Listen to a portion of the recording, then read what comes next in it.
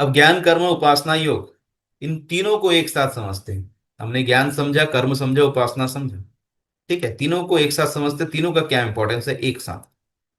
देखिए, ज्ञान कर्म उपासना का ही नाम त्रयी विद्या है, या फिर त्रयी विद्या का नाम ही वेद है, ये भी हम कह सकते हैं।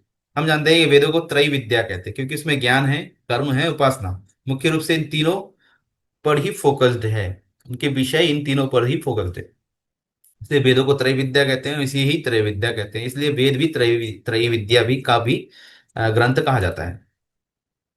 तो इसको हम सीधा सीधा समझो, ज्ञान कर्म उपासना को एक लाइन में अगर समझना है, जानो और मन लगाकर करो।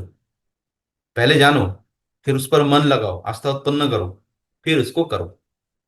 ठीक है, तो इस वाक्य में जानो है ज्ञान कांड, मन लगाना हुआ उपासना कांड, और करो हुआ कर्म कांड।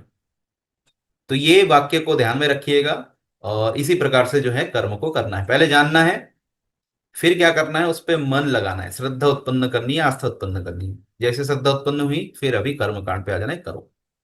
ठीक। इन तीनों के बिना लोक अथवा परलोक का कोई भी कार्य सिद्ध नहीं हो सकता। यही वेदों का ज्ञान कर्म और उपासना का रहस्य है। इन तीनों के बिना कुछ भी संभव नहीं है, और तीनों को आप समझोगे कि केवल ज्ञान के द्वारा मुक्ति मिल जाएगी, केवल कर्म के द्वारा, केवल उपासना के द्वारा नहीं होगी। ठीक है, तीनों चाहिए लोक परलोक में व्यवहार और सिद्धि के लिए। ज्ञान का तात्पर्य केवल ब्रह्म ज्ञान नहीं है यहाँ पर, उसका संबंध शरीर से है, भौतिक जगत से, आध्यात्मिक सभी तरह से ज्ञान का संबंध है। यही वेद का कथन है, अतः जो जैसा है उसे उसी प्रकार जानना, सुनना, कहना, देखना और मानना ही ज्ञान का मूल अर्थ है।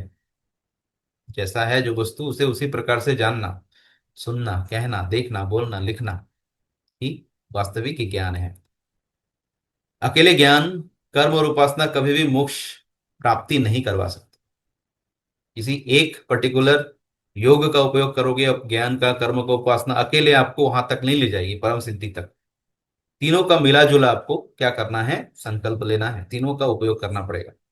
तो अकेले ज्ञान कर्म उपासना किसी को मोक्ष नहीं प्राप्त करवा सकती, यह तीनों मिलकर के मोक्ष के अलग अलग अंगों को पूरा करते हैं। ठीक है, अलग अलग अंगों को पूरा करेंगे, तीनों ही आवश्यक है। जिस समय ज्ञान से विवेक और वैराग्य उत्पन्न करके मनुष्य, तो ज्ञान से विवेक और वैराग्य उत्पन्न होगा मनुष्य के मन में, फिर छोटे छोटे कर्म सत्कर्म को करता हुआ समाधि में पहुंचता है और स्थिर चित्त होता है। उस समय उपासना के द्वारा ही वहां परमात्मा को आत्मा में प्रकट होने की प्रार्थना करता है। तो देखिए, तीनों का ही उपयोग हमें करना पड़ेगा, किसी एक पर डिपेंडेंसी मतलब खतरनाक है। ठीक है, तो तीनों ही जो है जीवन के अलग अलग अंगों को, योग के अलग अलग अंगों को पूरा करते हैं वहां तक पहुंचना, पहुंचाने के लिए।